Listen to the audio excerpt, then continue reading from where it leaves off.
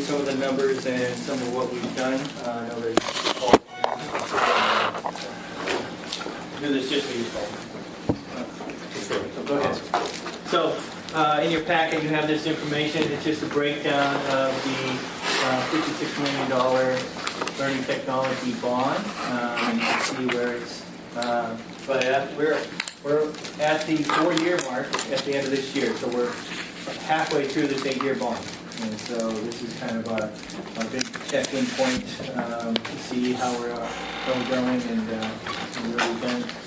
And those are the numbers there. You can see we're broken up into several categories: networking. Jordan's going to be here to talk about networking and technology modernization a little bit later in the presentation.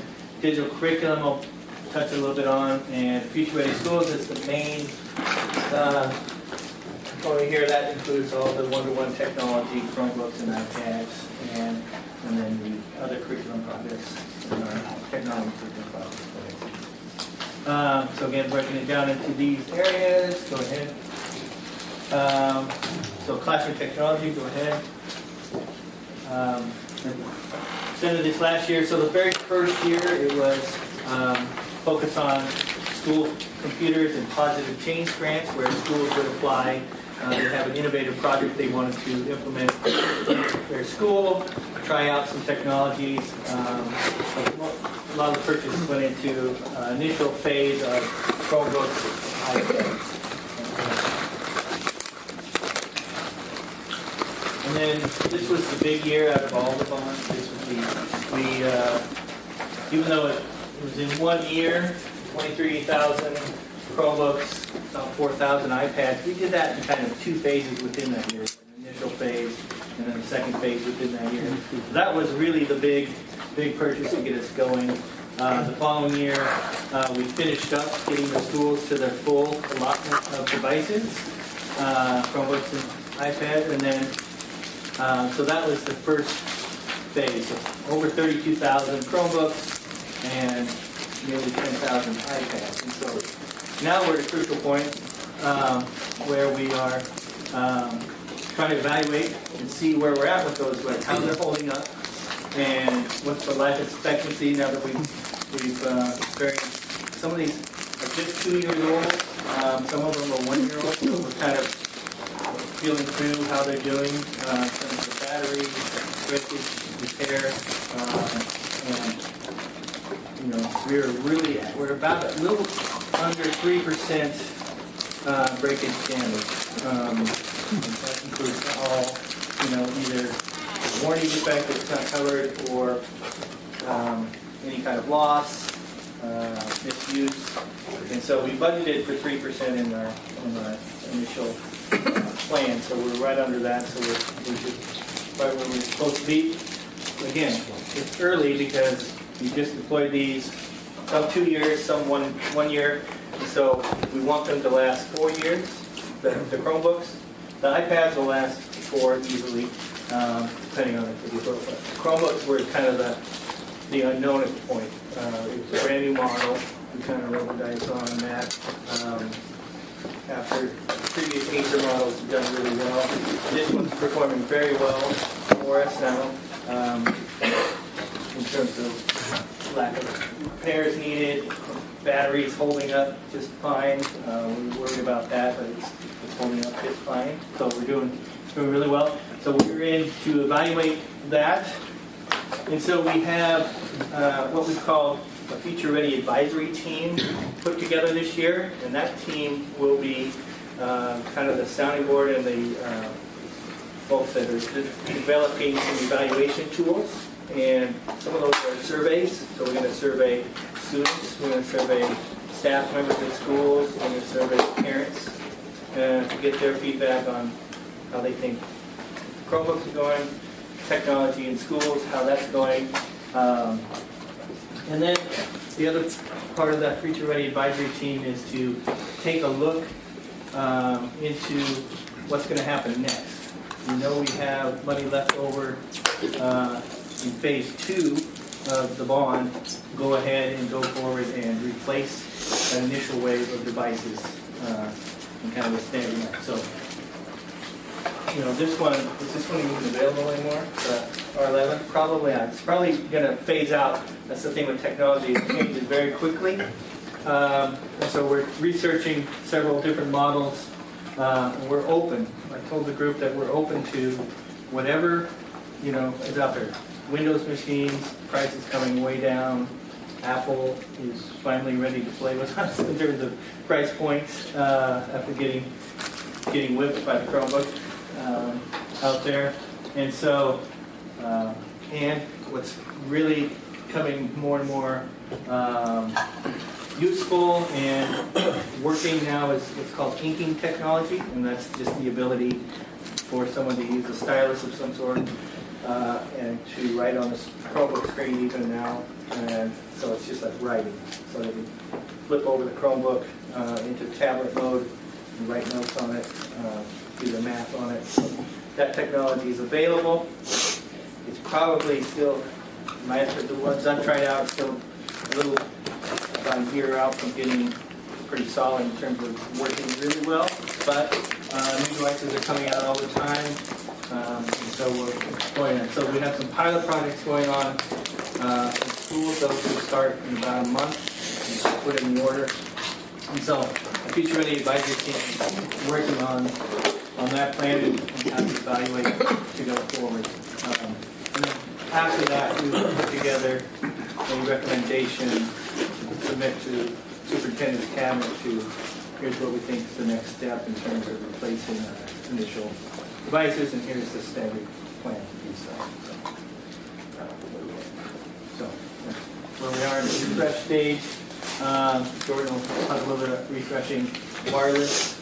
It's also part of this plan. With the Aruba system here, those hotspots will eventually, need to be replaced as well, and so that's built into the budget. Another part of the bond, it's a smaller piece, is digital curriculum. And so that digital curriculum piece is primarily paying for people. As we have 40,000 students, and we have about 28,000 of those students using Canvas now.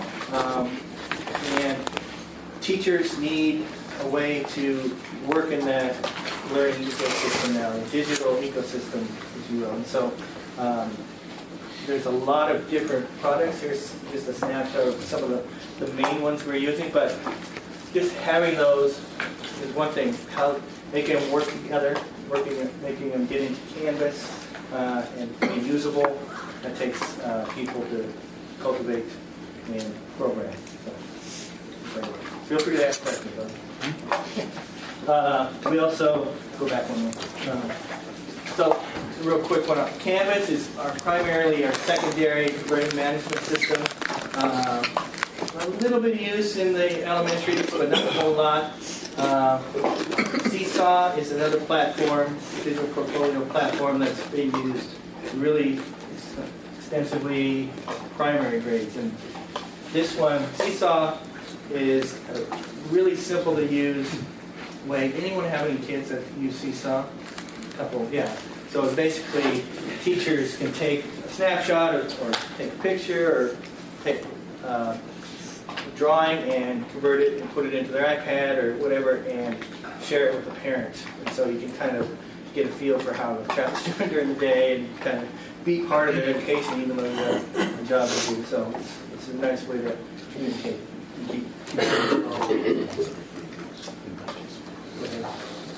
So Jordan's going to talk a little bit about infrastructure. I'm Jordan Beveridge. I'm the administrator for the Information Technology Department. So as John mentioned, our first 2 years of the bond we spent really preparing for all of these devices coming online. We upgraded our wireless system. At the time, we had about 12,000 wireless devices a day on the wireless network across the district. We have about 40,000 a day now. Add that about 15,000 wired devices on the network every day, so there's quite a bit of technology across the district. We also replaced the phone system that was on its sort of last legs there. with voice over IP solution. And so that was a large overhaul across the district that we did in about a year and a half and completed that. The data center was actually planned later on in the bond, but because of some other work at the Capitol Center, it made more sense to do it at the same time and combine resources. And so that was moved up about 3 years.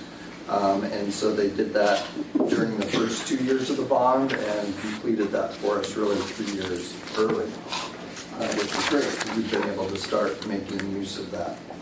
You can go forward, Steve. So this last year and a half, then, we brought that new data center online. We've started putting devices in there, new servers and so forth. Part of that is a new virtual server infrastructure, but to make that all work, we ended up adding in dark fiber to allow us to make our own connections and get rid of our slower and more expensive connections through a normal service provider. Those dark fiber connections are between this building and our new data center and out to the internet as well. And so we control our speeds on those. We had reached a point where the service provider couldn't even give us additional bandwidth on our line out to the internet because they hadn't upgraded fast enough as much as we were asking for.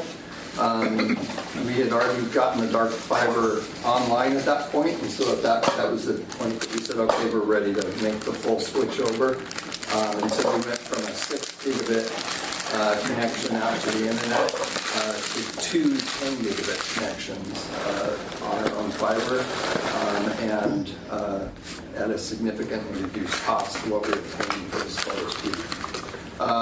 So that's all come online. We also then have a backup route out using Northwest Regional ESD. We have a connection out to them with dark fiber as well. And so they, in turn, also have their own connection to the main HIDIC ISP downtown. And so we really can go either direction through all of these things. This sort of represents our 2 data centers out to the internet and to schools. You'll notice then we have multiple routes to get to the same thing. And so that makes it much more resilient to any accidents or disasters that can happen. The virtual infrastructure then we have in place now. We've upgraded that, new servers and all of those things, but our next phase in that is to stretch it across both data centers. At that point, most of our major systems then will actually be running simultaneously in both locations, and that way if one to go offline, the other can take over services at any time. And so that should all be complete by this summer. We should have all of that moved over between both data centers. This year we're putting in newer, larger firewalls to keep up with the capacity that we need and then add additional security pieces that we need as we move forward. We implemented the wireless security upgrade this last summer. Now that we had the capacity in, we needed to add some additional security to that, and we have completed that.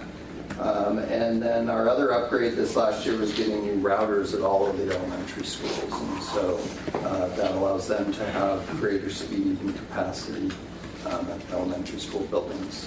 Also, we'd already done the secondary schools in the prior years. So that sets us up pretty well for moving forward in the future, both capacity-wise, trying to increase our security, and for getting some disaster recovery built into those systems. Future, as John mentioned, there is most of our funding was sort of right at the for the IT department was right at the beginning of the bond to get the infrastructure in place. We do have some amount through the middle section of the bond to keep doing some different improvements, but then we're backloaded on the end of the bond so that, as mentioned, at that point, some of these wireless access points would be 5, 6, 7 years old from when we first started putting them in. So there's going to be some decisions to make on what pieces of those initially new systems, phone system, wireless, all of those things, they'll be at the point of what pieces of that do we have to upgrade again at that point. So it's nice to have that money there sitting at the end of the bond as well.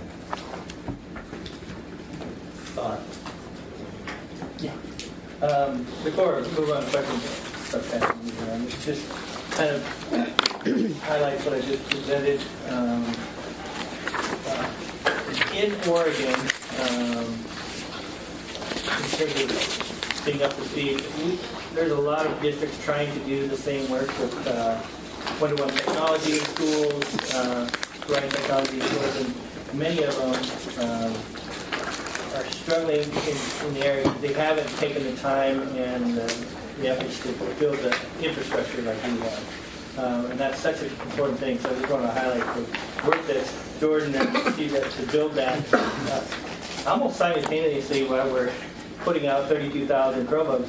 And the speed we did, just kudos to Steve and his team for doing that, because districts find that they try to do technology deployments and that really just bottlenecks that if we're going to have that set up. So, and before we get started, I want to point out we're having our first ever Innovation Expo, so there's an advertisement on the back of this at Lowell High School on March 21st. You're all welcome to attend that. It's an open agenda, so you can pop in anytime between 5 and 8 and just see exhibitions all run by students. The students will be have booths and be presenting projects they've been working on in their school using technology and innovation. So, yeah, please check it out. You can see some of this work being done at that night. So, thank you for Just before we take questions, my name is Steve Langford. I'm the Chief Information Officer. I just wanted to provide a little context. I think it was 2012. We sat at portables across the way. I think Carl and Claire and Marina and some others were in there. We started designing the bond, what would be in the bond, part of the bond. And we really talked about a digital transformation for the district and for students, and not just for students, but for staff as well. And it hinged on, a transformation hinged on what we shared tonight. Infrastructure that was going to be able to support the transformation. And that included the applications, not just the wireless and all of the other improvements we've made, but really the applications that would change the way students learned, demonstrated their knowledge, and the way teachers taught. We also talked about professional development, because we couldn't just put 40,000 devices out and expect that school would be as usual. So we knew that there would be a lot of teacher training. And so as we talked about, and then the third piece of that was the devices themselves. So as we talked about that digital transformation, and we're halfway through now, we've delivered on those deliverables. The devices are out, they went out ahead of schedule. Professional development is happening as teachers get the devices, and that's changing their practice. And the applications and the infrastructure are there to support the students. So it really has been a great partnership. It is not an IT thing. It's not a teaching and learning thing. It really is a we in this effort. So great work from both teaching and learning and technology. I just wanted to say that in closing to give you a little context about the work that's being done. Questions? Yeah. So how do you monitor misuse on these devices? On the Chromebooks, we have a filtering system over at Jordan. Yeah, so we have a specific filter that's just for the Chromebooks called Lightspeed Relay. It gives us actually a lot more granular control over what we can do with the devices or what students can do with them. So there are separate filter settings for elementary, middle, and high school on those devices based on the student logging in and knowing what grade level they're at. And so we can control that based on when they're in our buildings and when they're at home too. We can also change what they can and cannot get to. One other question. So the recent net neutrality rules, is that going to affect the cost or performance of this entire system? We hope not. I guess we need to be monitoring that, but a lot of it will depend on what what happens with carriers, providers. Jordan and his team have done some great work on dark fiber, which is rather than when we need to be increasing our connection, rather than having to pay a vendor every time we need to upgrade our connection, we can actually enter into a lease agreement to lease the fiber. And then the electronics on the end, which control the speed, we're able to replace and manage that. And we do that at a substantial reduction. But we are watching. Net neutrality could affect school districts across the country, but a lot will depend upon what the providers decide to do. I think one area may impact us is some of our families who struggle to gain Wi-Fi access at home through either, cheap Wi-Fi connections or otherwise. That's kind of my worry with this. If we put further barriers in some of our kids who can't afford to get Wi-Fi, that could be a thing. We'll have to see. So can I follow up with the dark fiber? So we talked about using, the server and get everything set up. Does each facility, school have dark fiber connections set up yet? Or are you looking to do that? Not currently. We're looking to do that. Right. Starting to look at doing really to start with a ring to the high schools to provide them with the cost savings is really close on that right now. Long term, it's definitely will probably help us along the way, but the price trade-off is almost even right now for what we would pay for that dark fiber per month for what the speed we're actually paying to the high schools. Those larger lines, it was a no-brainer that we were getting money back right away as soon as we could get it put in. Yeah, because if you are throttled by new rules and so on, then it is best to get your dark fiber infrastructure into all the facilities. And so have that visual, have you thought what those costs would be, and is that available and affordable in this current budget, or is this a new outline, new budgeting opportunity? We're working on it last week, so. Oh, I'm sorry. Okay, I'll wait till next week. And that first step is out to the high schools, and most likely then out from there is sort of a ring out for the feeder schools to the high schools to do it that way. Well, it seems like a win, just because of the throttling issues and costs, so it does seem like something to focus on. Yeah, long term, it's going to save the district a substantial amount of money. Yeah. I have two little questions. So, what is for 40,000 or 40,000 unit fleet? What's the sustaining cost for that, just for people, or to service a 3% failure and people, troubleshooting and all that good stuff? For on the Chromebook? On the For full deployment of IT deployment.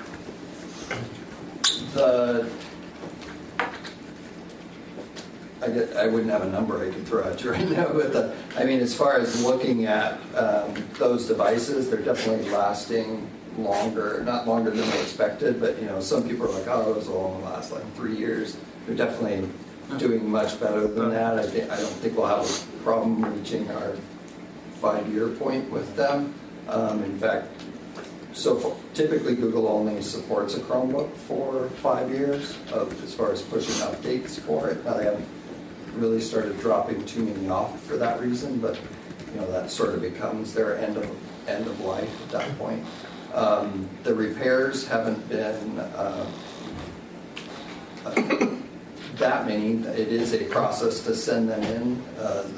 Acer has been very good about covering the repairs while they've been under warranty. They're just starting to come out of warranty. And so we've started to, this month will be really the first time we have to start paying to repair any of them. And so we've prepared for that, and we have the funds to do that through the insurance fund that was paid into. But we also have a number of schools, for whatever reason, they were given their allotment of Chromebooks for the one-to-one. And this is mostly true at the high school, where students are bringing their own device and decline the Chromebook. And we gave that school the full, enrollment's worth of Chromebooks. And so we have a good supply of Chromebooks that have never been used, that we can pull back and use for when we have a unrepaired or unwarranted replacement. We can pull from that stock to replace it. So I don't anticipate digging into that fund much at all in this first plan. Cool. On the IT staff side of things, as far as actual management of them, it's much, much less than either Windows or Apple. That's good. In fact, they're now probably a little too late. They're trying to figure out how to do that. Microsoft, we're testing with these pilot devices their cloud-managed version that they've tried to create in competition with Google to make it easier for people to image and do all of those things in mass. So, One more small question. And, what was your biggest lesson learned on the first, you had that big spending year, $13 million. Is there any lesson learned, like you chose a technology or something that you go, we won't do that again, or we'll wait for something to get more mature? Or Don't do everything at once. We were building the wireless network and people were using it and changing practice. It was kind of like laying the railroad track an hour ahead of the train, and sometimes it was an hour after the train. And so I think the challenge for us was we had such a large change to make with the infrastructure, and it took time. It took 2 years to re-engineer, to get the district ready for where we can have 45,000 devices on by 10 a.m. in the morning and 60,000 devices wired and wireless throughout the day. It took time to do that. So I think in the future, it's just really communicating well, managing the expectations.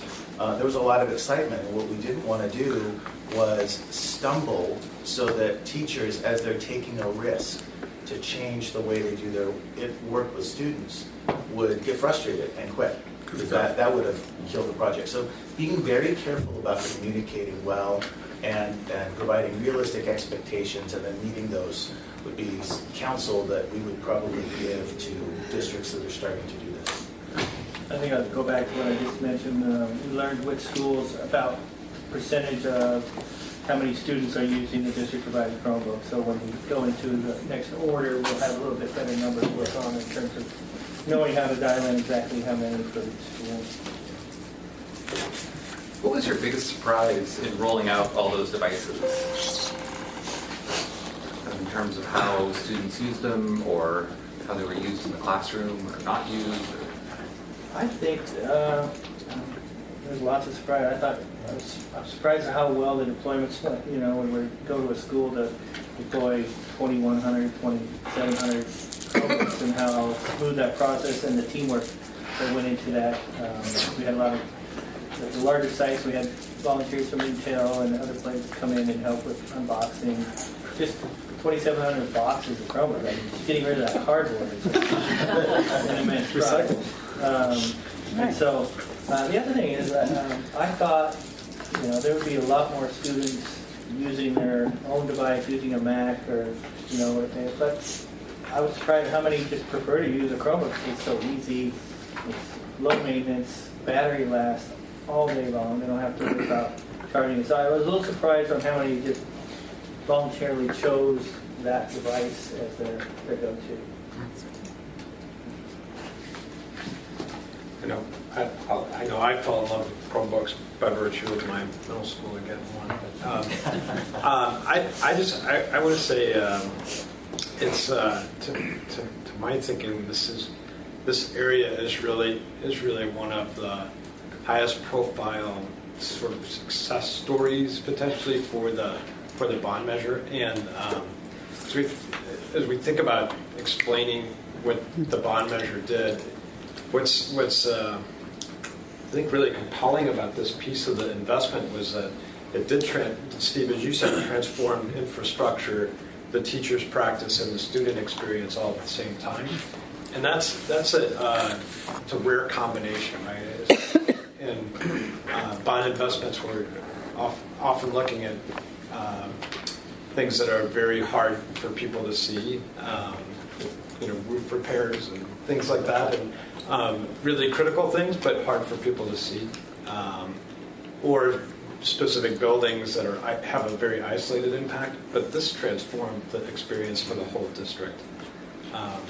So I think it's going to be important and exciting for us to hear more about the evaluation that you do, and I hope we can get stories from teachers about how their experience has been transformed in their practice, be able to share some of that with the community, because I think that's, I think you're going to get some very powerful learnings from that you can share with the community from their perspective. And so I'm excited to hear more about that over time. My team just finished, and we haven't got ready for publication yet because we're still editing it, but we're doing a Future Ready Reflection magazine.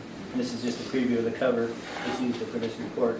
The reason we haven't had a chance to talk to Maureen and her team about how to best roll it out. But we have 32 pages of stories about how this is transforming what's going on. Student stories, teacher stories, you name it, from kindergarten up to high school. And what's great about that is that, like you just mentioned, some projects and programs are for this grade level or this level. This touches every level, every type of students, and so it's out there. My favorite part as a parent is I have the 2 middle schoolers and an elementary, but the middle schoolers no more frantic having to print paper out at like 10 o'clock at night, or they're out of paper, ink, everything just gets submitted through Canvas. It's beautiful. This actually, we've not done this in this way before, but this actually this bond investment generated revenue for the district. In that, as we transform practice and as it rolled out, like Pat mentioned, the concern we had was the students who were at home with a device and no connectivity.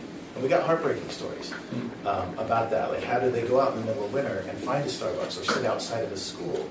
And as a result of the work that was done with teaching and learning in IT to transform this digital transformation, we were selected for a Sprint 1 million grant, and we are getting 2,000 hotspots for students who need connectivity. And when we got that, and when it got publicized, we also got a grant from Kajit to do the same thing for middle schools. So, the street value of the Sprint is about $3.6 million in connectivity that came because we were able to fulfill the promises made in the bond. Maureen's like, I'm not going to stay. I know he's working on the book. Any other questions? Thank you very much. Good. Well, I know Steve wants to stay for the whole meeting, but I appreciate Jordan, if you want to run away, it's a good time now. If you guys have any other questions, send me an email or call me. I'll be happy to. I was going to say, did they get anything to eat? If they did, they're going to stay. Catch up. Yeah, that's awesome. Bond status report? All right, we'll go, good evening. We'll go through the status report. We have a couple other things on the agenda after this, so I'll try to move through it quickly. Probably the big thing when we get to the backside financials, we've had some hits to our contingency that we'll talk about a little bit more in depth. So going page 2, the overall slide again reflects that 2.1 million reduction in the project contingencies as well. And again, I'll talk about that in the back. Going to page 4, and please, I'm going to skip over pages. If you have a question on something, please interject as well. Going to page 4, the overall performance of the bond. Hazeldale is proceeding very well. Construction continues on, looks great. Going ahead, we're maintaining our schedule on the project, as well as if you look time-lapse photography to where we were at on the other projects last year, we're ahead. And we're in good shape with Hazeldale right now. William Walker, we had the bid opening. Kirby Nabelhut, who is also our contractor on Hazeldale, came in with the low bid. We had good competition. 3 bids came in as well. Kirby Nabelhut at $27.85 million was a bid. So a little bit higher, but we're starting to see that escalation in the market as well. It's still within our range, but at the higher end of that as well. So that's been through the board, and in the next day or so, we should have the award done as well with the response from the contractor. All right, going to the next page. The Second note there, Hazeldale for the elementary school there, we did use 129K of the contingency there, so the drop in the contingency we've added to the contract.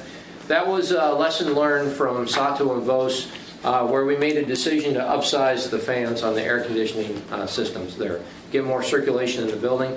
So that's an add on this contract, and I can tell you this had to be an add. It's Hazeldale because whoever was on the street. We're doing that same thing in William Walker, but that was part of the package that went out as well.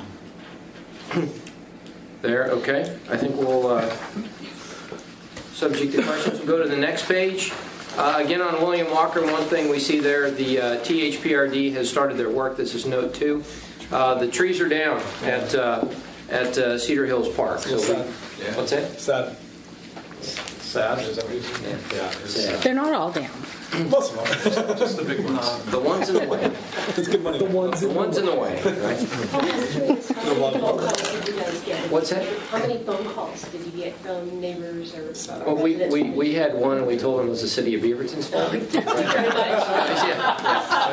No, I don't think we had any concern expressed at all. Zero. And so I'm not sure. Did THPRD say anything? Park District. I'm sure they got a ton. Park District got 1. Really? Amazing. Wow. It's quick though. Wow. I mean, they got a bunch back when Yeah, when it was. When the proposal was going, yeah. the proposal was going, they got a bunch. But Yeah. Actually, most of the complaint, I mean, we did receive a lot of complaints, but it was when the construction fencing was put up, and then parents and some teachers couldn't pull into the parking lot off of Cedar Hills Boulevard to let the little darlings walk across the grass field. So now they had to go all the way around and drop them off. So that was the complaint. hey, drop your kid off, go to PetSmart, come on. Okay. All right, from there, we're going to jump to page 10. Okay, and we'll talk about the contingency hits that we have. So the first one there, up on the ACMA replacement, we've added $411K to the design contract. And that basically is driven by the complexity of the scope we're dealing with there on the contract. So not a big surprise at this piece. And I'm going to talk about the extension that Superintendent Grotting has approved on the ACMA project a little bit later. Going down, we have I talked about Hazeldale. The big one there is the $1.4 million at the high school. And I can tell you with Sato, we have kind of the same issues as there. We're at that point with these contracts with our CMGC. We're in the final reconciliation of the funds as well. And so there's some, with the speed of construction that was going there, some of the changes in the contract that were negotiated and finalized here in this final phase as well. And I can tell you, at the high school, kind of the two big issues driving most of that cost. There's a lot of small things in there. The issues we had with the retaining walls, which was a decision of the school district that was our expense for the corrections there we had to do on those walls. And then also the LIDAR requirements on the site, which were not anticipated, but we had to do the stormwater management on site as well. Those were two big cost drivers within that $1.4 million. And then over to Sato, we had a lot of that, with that 126K we see there, a lot of that is actually more of an extended overhead for the contract, which was due to the weather conditions over the winter time, and then some delays in the permitting process that drove us a little bit later in the process. So that was that 126K we saw there as well. And I'll pause if there's any questions on those. So regarding the high school, have we got all the claims out in front of you, or do you still some exposure from claims from subcontractors? Any thoughts on it? We believe we have most of them identified at this point. Obviously, there's always, we're not, the contract's not closed out yet. We're doing an audit right now on it, but we're pretty close. I feel like we've got most of it captured. So this increase here, you don't think you need to go any farther than that? You think you've captured, you've forecasted everything you think remaining to close out the high school in this number? That is certainly our hope, yes. We believe so. So we still have some issues on the field that we're working to finish out there as well. Our belief is it's the contractor's responsibility, but of course, there's always possibility for claimant discussions on that. And we have some warranty issues with the roof we'll be doing again this summer as well, which again should be the contractor's expense, but as you know, sometimes we end up incurring additional costs for that. Okay. It's, again, it's making sure you don't under budget just to make sure with these last few bits. So, thank you. Any other questions on that? Okay, all right. And then we will jump ahead to page 15. And again, so looking there at the, this is our 98 million, the district-wide repair projects. And I'll just draw your attention to the Ridgewood HVAC. This is, so we've made some increases here. We've actually brought in from our electrical project about $280,000 worth of cost into this, right? So that was in a different part of the bond that we're going to execute in here and bundle it. And the board loves that word bundling, right? We're going to bundle that in there with it as well. And then the other piece is a decision. Ridgewood is one of our few elementaries. Is it the only elementary? There's like 3. Okay. So it's Okay. one of the last. One of our last elementaries that does not have air conditioning in the classroom. And so we've made what we feel a modest change here within the estimate for this overall larger project to bring air conditioning into those classrooms. What are the other schools? You have the mighty list? I have the mighty list. Cedar Mill? So in Not that I elementary have an school, interest. I was going to say, where going there, Brian? Cedar Mill is actually kind of in the yellow category, meaning that it has some cooling, but not complete. But the elementary schools that do not have cooling in their classrooms are Raleigh Park, Ridgewood, West TV. So this is our little chart of who has air conditioning and who does not. And this first column is classroom. The second is gym, where you see a lot of red, cafeterias, and then office spaces as well. So it's actually kind of surprising. And I think we have this sense that we have a lot of classrooms unair conditioned. But when you look at that first column, there's a whole lot of green there, right? And so it's one of those things where we feel we can hopefully close that gap, at least classroom space-wise as well. Yeah, it's just the parent population. When you go to your child's choir concert, band concert in May, and you're dying of a heat stroke. Yeah. Yeah, why don't you have air conditioning? Ventilation. All right. So, and then with that, I will just, that's the highlights of the report there. Other than go to the Hazeldale piece, we have the pictures here. Again, it's coming out of the ground. It's looking great. It's going up very nicely. And we didn't put communications as a separate item on here, but did you have anything you wanted to bring up? After you do all your other presentations, that'd be great. At the end? Okay. Okay. All right. Sherry, did you? Okay, we'll end at the end. So that's the bond update, subject to your questions. Yes, Brendan. So, won't the security upgrade stuff on page 16, will that not show up on page 10 at some point of time in the line item? Because that still shows 10.6 million, whereas the ones on this sheet is... Right, so the 13.6 that you see is based on our estimates if we were to take the work that we did this in the last year with the CMGC method, just moving forward exactly at the pace that we're at. That's what we project. However, we are employing a design build method moving forward, and we're just right now just received bids and are about ready to execute that contract. And we believe we're going to see some savings from the 13 point whatever we have to apologize 13.6.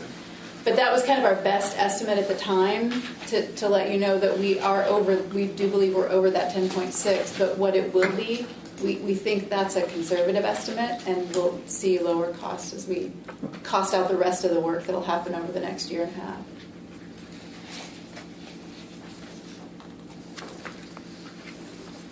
Other questions? Okay. All right. So the next item on the agenda is the Bethany Elementary domestic water pipe replacement. And so I know I wanted to bring this up as I know this is as we look at the program reserve, we're trying to hold those monies until later in the bond as a safety net. However, this is a project that has come up and developed over the school year that we feel is one of the reasons for holding that program reserve. And so I'm requesting endorsement from the Bond Accountability Committee to put this before the board for approval and add it. It's a $1.2 million cost, which replaces all of the water service within the Bethany Elementary. And here you have the paper. The reason that's driving this is this system is just at its end. We had a water failure at the beginning of the school year, which was of the main service end of there. It undermined part of the floor in the kitchen cafeteria area that we have not completely filled up that void yet and repaired that. We've had 35 other smaller failures within the school as well throughout the year that we've been putting Band-Aids on the system to hold it together.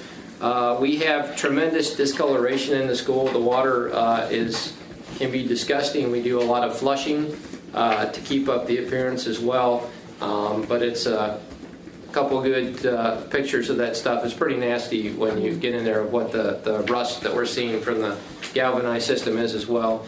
And the other piece is, we did the lead testing at last year, and most of our schools, or all of our schools, we've been able to resolve that. Bethany has been the standout. We had 12 hits for lead in there. We've replaced fixtures and 10 of those and got those done. There was 2 water fountains in classrooms that we have chased back with multiple tests back in the wall to find the source of the lead, and we can't resolve the issue.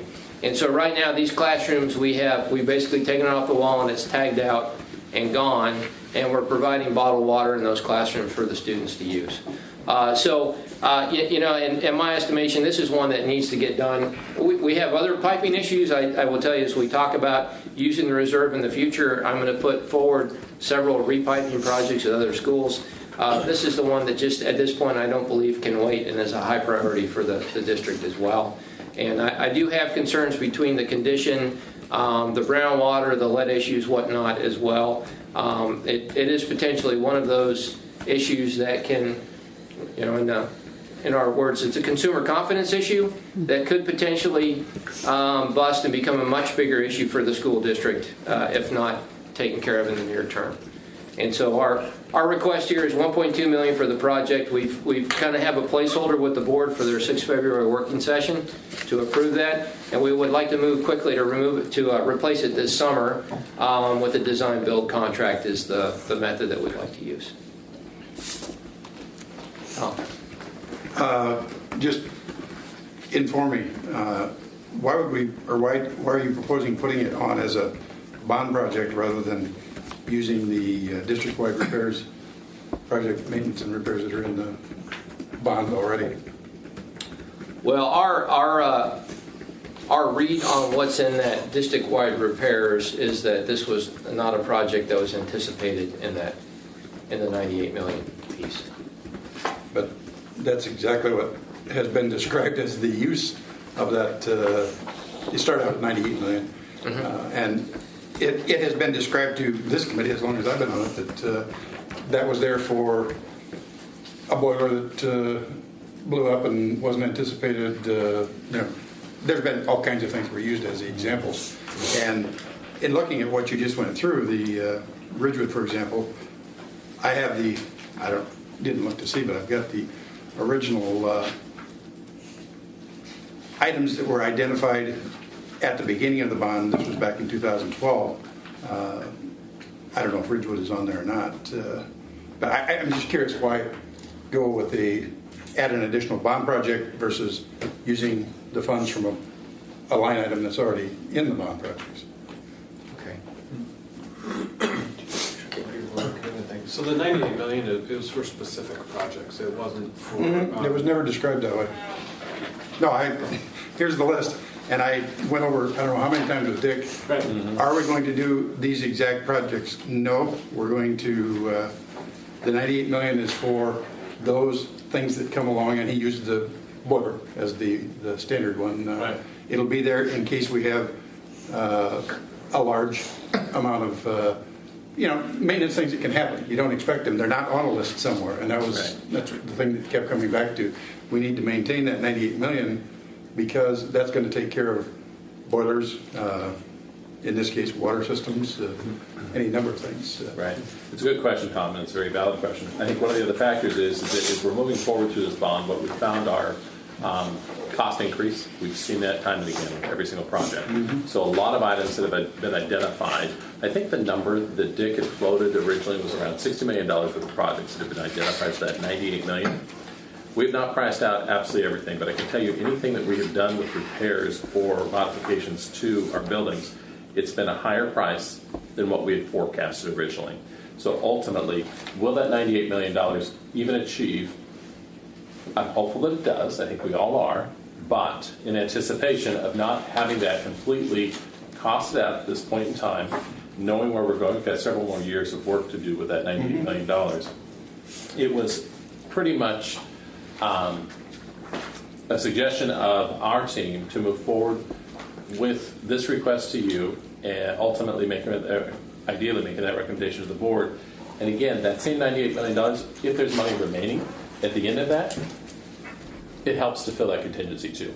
So it's not like it's lost money if in fact that money is there later on. But what we don't want to get to is to a point where we've had a published list to our community and then we're having to come back to you to try to complete that list. Ideally, really trying to protect what we've promised our voters on that pamphlet. So, very valid question. Yes? Okay, a little bit of a follow-up to Tom's point. Clearly, this is work that needs to be done at Bethany. I have to say I'm surprised. I didn't realize the school was that old in my mind. It's not that old. But my question is, how many other surprises like this might pop up? I'm just trying to anticipate what other requests might come forward. And I recognize when things break, they break. You can't always identify them in advance, but I just want to make sure we're making a good decision and not foreclosing opportunities to fund other really critical projects down the road. Right. So I don't, of course, surprises will come up, and I don't, this is one that's been developing over the school year. I don't know that we have any other needs as pressing as this. However, it would be a thing if something like this comes up. It would be the same process that we would bring it to you, and hopefully with more lead time on this as well. I admit we're moving this one quickly as we got through the year, and now we're trying to get to a summer execution. But I would hope to have more time for consideration on future items as well. With this. My comment will be that I don't think anyone in the room disputes you have to do it. No. I think the issue that has been brought up by Tom is the auditable tracking of it. That, in other words, the money that sounds like a repair thing, and to many of us lay people, so maybe it needs to be in the repair bucket because it does, and it's only because you're going to be held accountable later for justifying it. So my term would be the color of the money. Paying for it needs to be really clear here. So that's. And that can be a recommendation that's made by this committee. If that's our ultimate recommendation to move forward, I would say that this committee also then has a responsibility to remember that at the end of this, when we get to the $98 million and expending that, to be able to go back to the board to say, yes, and this, which was not anticipated as a repair originally identified. So it's a big picture, and it makes sense. Yeah. Can I ask a question? I think, was it Highland Park where there were a bunch of unanticipated issues with, was it the envelope water intrusion? That was Conestoga. And that project changed substantially. So when additional money was thrown at that project, did we pull it out, or did you pull it out of the repair contingency, or was it? It's on page 15. Yes, it was. What was the total cost on that? About $4 million. This says 3.3. It's really low. But while you're thinking of that, the team can, at some point when you run out of repair money, allocate contingency to that bucket, though. I mean, there's nothing preventing anyone approving contingency to increase the 98, is there? No, there's nothing that's stopping it. It's just trying. No, it's not. You're absolutely right. I would say, so with the consideration of this project, we thought, we looked at the $98 million project, thought about putting it into there as well. I can tell you the work that has been promised to the voters is going to come very close to that $98 million. So while it was an option to roll it into this project, part of my thought of bringing it to you as a separate project is to keep that transparency. What I don't want to do is add several things without board approval to that 98 million project that aren't part of that now, and then come back to you later and saying, I need another additional 15 million added to this project because I've done all these things. And that was part of our thought, was to keep that transparency up by bringing this as a discrete project to you as well. So it kind of seems to me that, what I'm hearing from the committee is that I think we agree the project should be done. The question is, do we endorse it as a new project using the program reserve, or recommend to the board that it be funded out of the district-wide repair? But I think from the transparency's sake, and I may be making a leap here, but that we recommend that an equivalent amount of contingency of the program reserve be added to the district-wide repair. So you were not shortchanged, not recommending that the existing project list be shortchanged, but that it does make sense to track it in that kind of that bucket of money relative to the other repair projects that have been done. Yeah. It makes absolute sense, as Tom's suggestion here, is that, coming out of that $98 million, it fits. But it's, again, I think anybody, and several of us have lived through other bonds where we have not been able to complete what was promised to our voters. And that's, I promise you, for as long as I sit in the seat, that will not happen. It's my greatest fear. So it just kind of sits there and hangs in the back. So, well, one of the things that I thought as I looked at all of this was 2 meetings ago or whatever, when we were out at the high school, had a lady come in from the Sunset. Correct. And they wanted to add something for the auditorium, and the consensus was there won't be any projects added until everything is finished.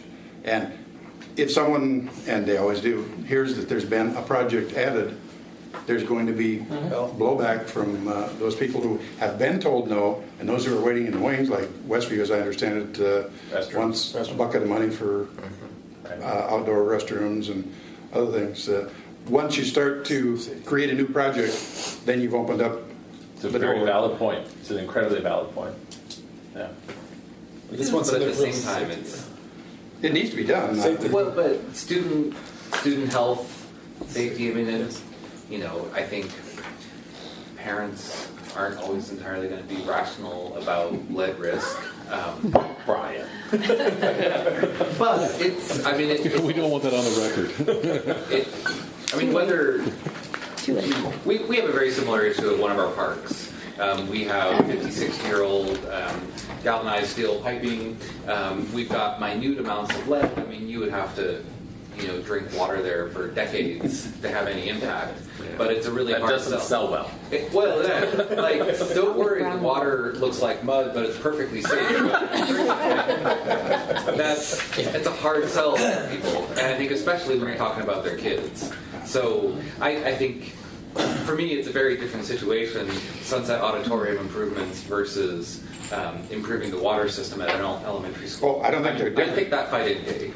I don't think they're, I think they're very different, but the statement has been made to her and others that until all the projects are fully funded, there wouldn't be anything added, and I'm not going to argue about it, but, it sounds like I am, I'm not.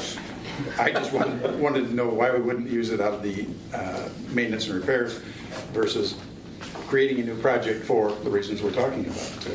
Because we know somebody's going to come in again and say, we need whatever for Sunset High School or Aloha High School or Beaverton High School. Why can't we get it? We hear there's a large contingency in the overall bond program. They don't really know about the maintenance and repairs line item because they don't see it, and unless they come to a meeting, they would never hear it. Yeah. It's very rational, very sound argument. It makes complete sense. Okay, Tom, I think you're right. There are people waiting in the wings for the first expenditure to come out of contingency. And, they will bypass this group to go to the board and petition and everything else. We know that that's just on the horizon. So it was a good conversation. Very good. Any thoughts on the recommendation from the committee? I guess a question that I would wonder about is, can the committee make a recommendation and have the board work out the accounting question with our advice and guidance, or the benefit of the conversation that we just had? Maybe that's beneficial to the board, and we leave that. Can we leave that decision to the board then? Absolutely. And I think from staff's perspective, as a new project or in addition to the 98, I mean, plussing up the budget of the 98 million accomplishes the same thing for us.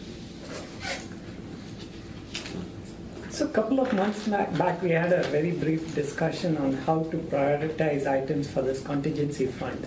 Now, if we prioritize those items in such a way that this particular project comes right up in your list of priorities, then that might be an easier way to justify why it is coming out of the contingency fund rather than the repairs. Whereas something like a Sunset High School auditorium seat upgrade would be a lower priority. So we are working on a system for prioritization, which our intention is to bring that. We'll talk about the next agenda. Our intention is to put a process for how we can prioritize projects and give that as a recommendation to you at the next meeting. So, unfortunately, at this time, we don't have that process. Although I would tell you, as we run the numbers, safety and security, this type of issue is certainly going to float to the top of the pile every time. So is the answer then we go ahead and put in the bucket for maintenance, we freeze some contingency money, you know about it, and then at the time of prioritization, and once we realize that health and safety are the #1 priority, then you can transfer that into it as the right bucket using that justification, so we don't have the air conditioning issues come up and hit us. That's a good idea. That makes sense. I like that. I had a technical question. Are you chasing the pipe all the way out to the meter? Because sometimes you have, I mean, how far are you chasing the water retrofit back out? You know? Yeah, I think they've tested. And then are you going to be using copper or PEX, or what do you think you're going to be It'll doing? be a combination. We do the main line, like 2-inch and over, we do copper, everything else. Yeah, because PEX to the it sounds like you got to chase this thing all the way to a point where it's no longer your responsibility, because to the city, sorry. Is this the city's problem? Thank you, Carl. That's it. But I definitely wouldn't leave any pipe in the ground or keep using any pipe if, you're pulling this off. Right, You got to pull it off. Right, we are, yeah. Okay. And that was, it's always interesting about the lead, chasing the lead in these buildings as well. So we're down to 2 fixtures, right? The rest are all good in the building. We've got them above or below the action level. These 2 we just can't find. You were saying the water was kind of gross, so I thought maybe that was a good excuse anyway. So. Raymond, what's your thinking? Or usually after these meetings, I kind of debrief sometimes with the board members because they want to feel the flow of the meetings, which is why I'm here, following. So, what's your feeling as a citizen? Well, like Cheryl, I didn't think that building was that old. My eldest son started there in 1973. But yeah, it's a project that's got to be done. Whatever pocket one takes it out of, it just has to be prioritized. You can't.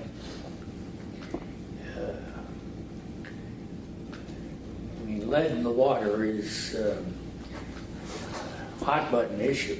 It's got to be taken care of. But the consensus seems to be you want to take it out of the maintenance budget, which I would think would be the wisest thing to do.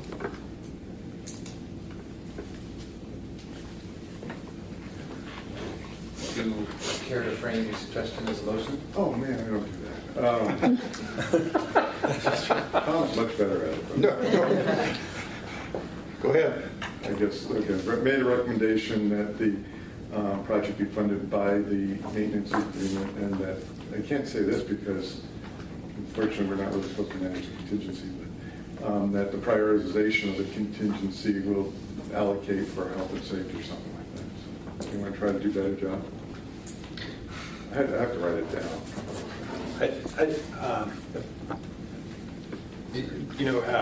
There's language in here that we could take advantage of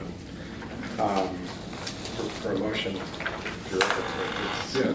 Because it could just be endorsing the staff's recommendation on the Bethany domestic water pipe replacement project to the bond program, full stop. And then ask the board to work out with the rest of the team the best method for accounting for that and sort out the prioritization strategies in next meetings. Okay. Second. A friendly amendment in a second. Any discussion or questions?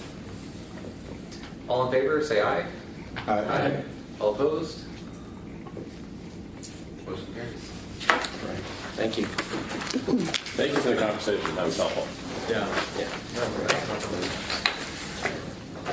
So the next item is the ACMA schedule extension.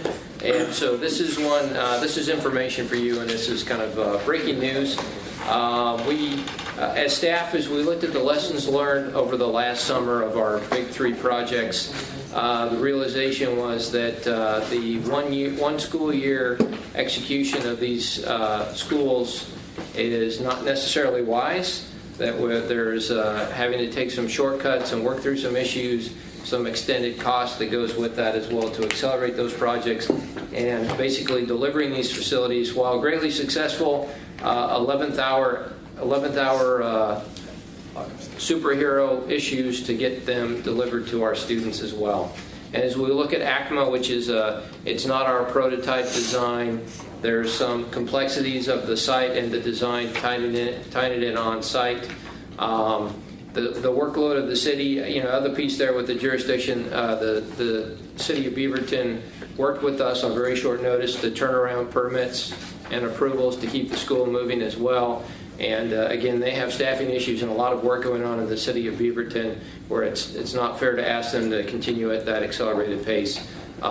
Superintendent Grotting has approved that we move to a 2-year construction period for ACMA. And so the school, ACMA, will be moving to the Timberland Middle School site for 2 years for that period of time, and will give us more time for construction. With that, we're going to go from, we had planned to use a CMGC on the short notice there as well. We're going to convert that to a traditional design and construction invitation for bid, which we think will be successful in keeping our costs down. So while we have an extended construction period, and the school will be out for 2 years, we're not giving the contractor 2 years to build the school. We hope to deliver it somewhat early as well, right, in the 18-month cycle there.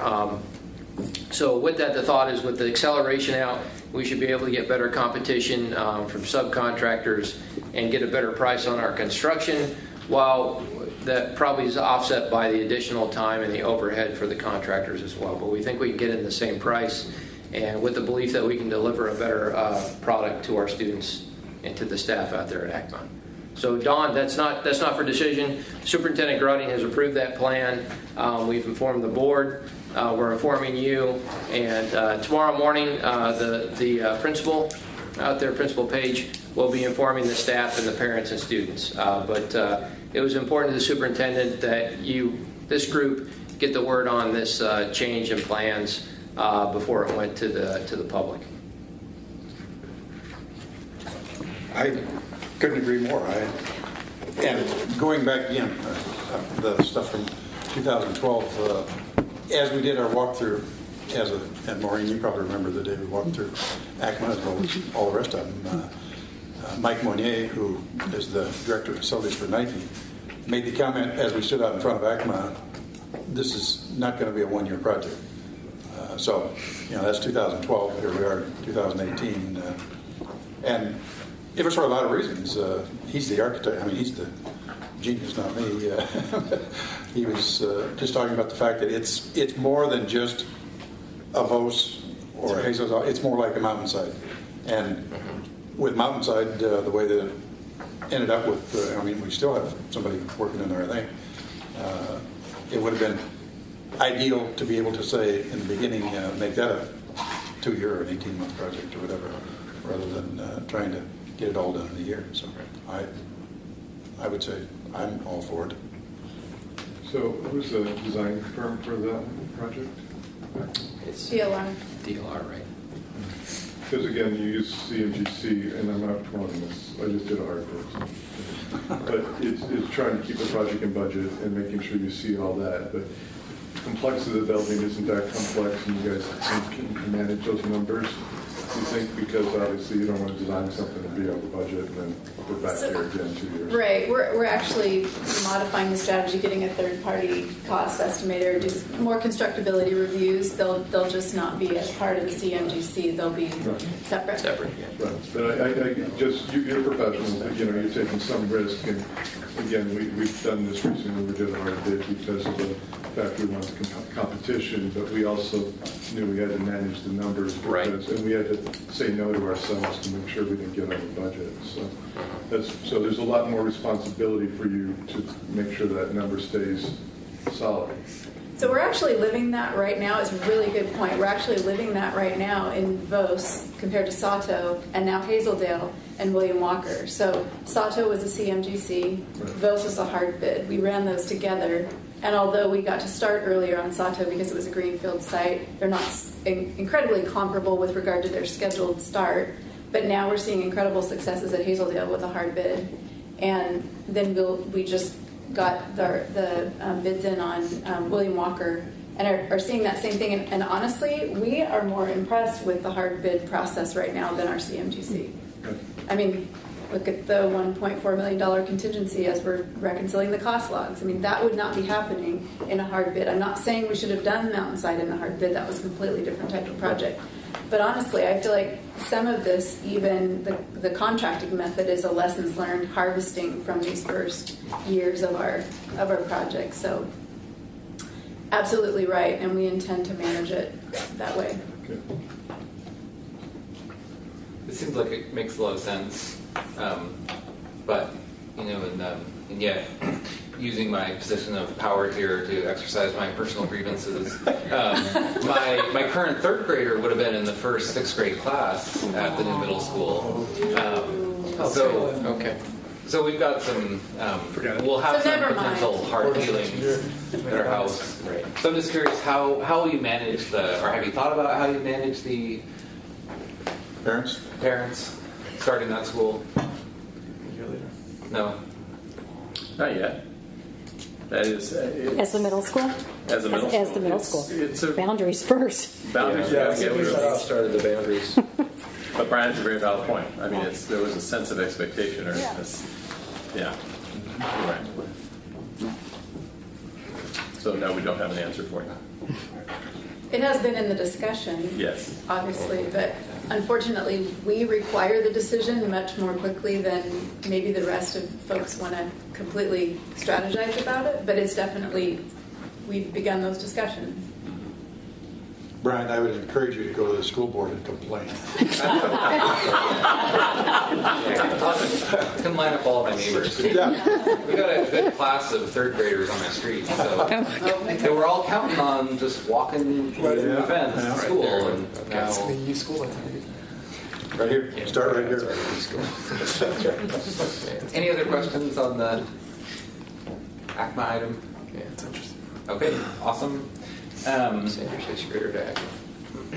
Yes. Can I do the communication update for you? Okay. All right. So this is kind of hot off the press, and that's why I was holding off till the discussion before handing out some of this stuff.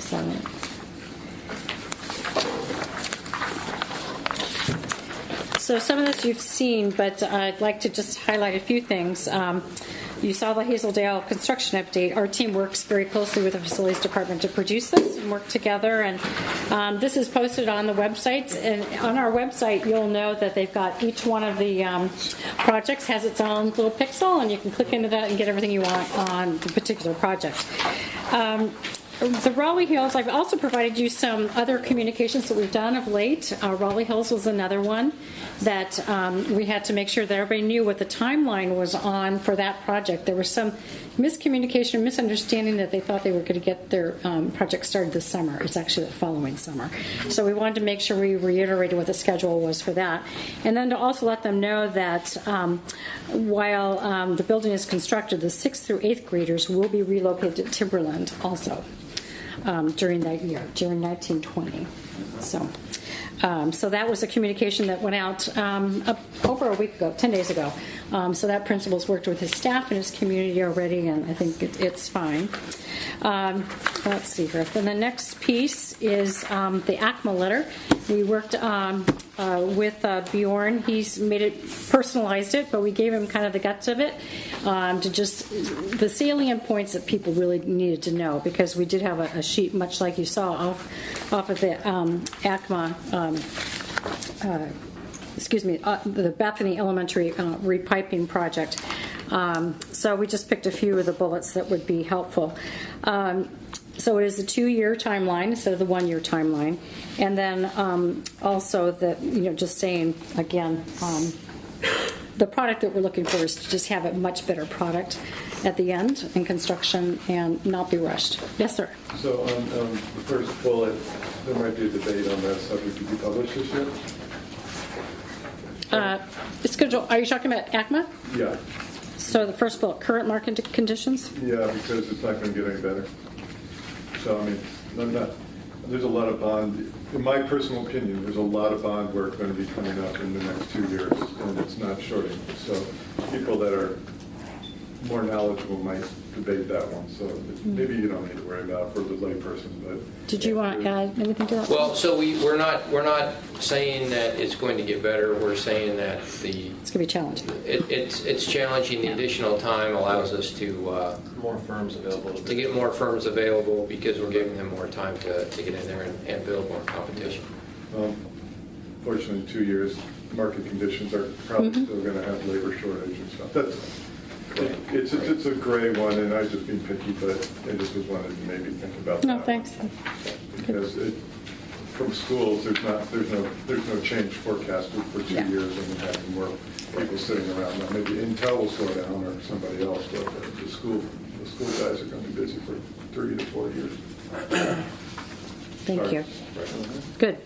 The next piece has to do with the finalizing the last construction updates for Mountainside, Sato, and Bose. Those are in process. And what this is the last update like this for those 3 projects. And that'll kind of close out, their project. I mean, this year is a warranty year for the school, so there's still lots of punch list stuff to be done on both, on the 3. What's that? We don't have that for you on Maureen? We don't have anything about those. No, I'm saying that we are finalizing the last construction updates for Mountainside, Sato, and Bose, similar to the Hazeldale update. Yeah, that's all I was. We do this for each of the projects every month, and so we're just going to do a wrap-up, a summary document that will close out those updates for those projects. Sorry. Thank you.